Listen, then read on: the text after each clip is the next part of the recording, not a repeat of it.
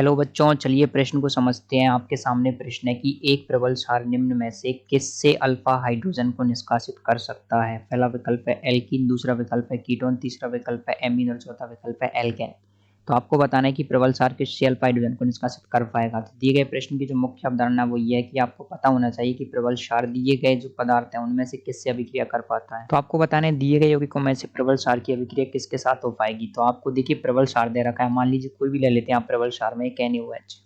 तो NaOH की reaction आप किससे कर पाएंगे। तो पहला विकल्प दे रखा है आपको एल्कीन। तो एल्कीन आप सब लोग जानते हैं कुछ इस प्रकार की रहती है, alkene C double bond CH2। दूसरा विकल्प दे रखा है आपको कीटोन। कीटोन आप जानते हैं CH3 C double bond CH3। तो कुछ इस प्रकार की कीटोन रहती है। तीसरे विकल्प में दे रखी है आपको एमीन। एमीन भी आप जानते हैं CH3NH2 होता है। और चौथा विकल्प दे रखा है एल्केन। तो एल्केन आप जानते हैं CH3CH3 आपके एक एल्केन होता है। तो इनमें से किसके साथ में बड़ी आसानी के साथ में अभिक्रिया कर पाएगा। तो देखिए सबसे पहली बात है कि अभिक्रिया करने का मतलब है किससे आपके अल्फा हाइड्रोजन निकल पाएगा। तो अल्फा हाइड्रोजन किसको बोलते हैं। देखिए जो तुरंत जो बाद वाला कार्बन होता है, समूह के तुरंत बाद वाला कार्बन, उसके जो हाइड्रोजन होती है उसको अल्फा हाइड्रोजन कहा जाता है। तो आप देखेंगे ये वाली हाइड्रोजन अल्फा हाइड्रोजन है, ये भी अल्फा हाइड्रोजन। तो देखिए तो प्रबल क्षार होता है उसके साथ बड़ी आसानी से अल्फा हाइड्रोजन निकाल सकता है। जो क्या होता है इलेक्ट्रॉन से नहीं कार्बन होता है। कैसा होना चाहिए, इलेक्ट्रॉन से नहीं कार्बन होना चाहिए। अब इलेक्ट्रॉन से नहीं रखने वाला कार्बन हो, इलेक्ट्रॉन से नहीं कार्बन। तो आप देखेंगे जो कीटोन होती है ना, कीटोन के अंदर जो कार्बन होता है देखिए CH3 C double bond O CH3।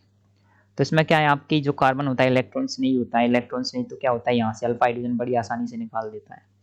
तो प्रबल क्षार इसके साथ में बड़ी आसानी से अल्फा हाइड्रोजन निकाल देता है। याद करिए एल्डोल रिएक्शन। तो एल्डोल रिएक्शन में क्या होता है, एल्डोल रिएक्शन में क्या होता है आप अल्फा हाइड्रोजन निकालते हैं और उसके बाद में क्या बनाते हैं अल्फा बीटा संतृप्त कार्बोनिल यौगिक बनाते हैं।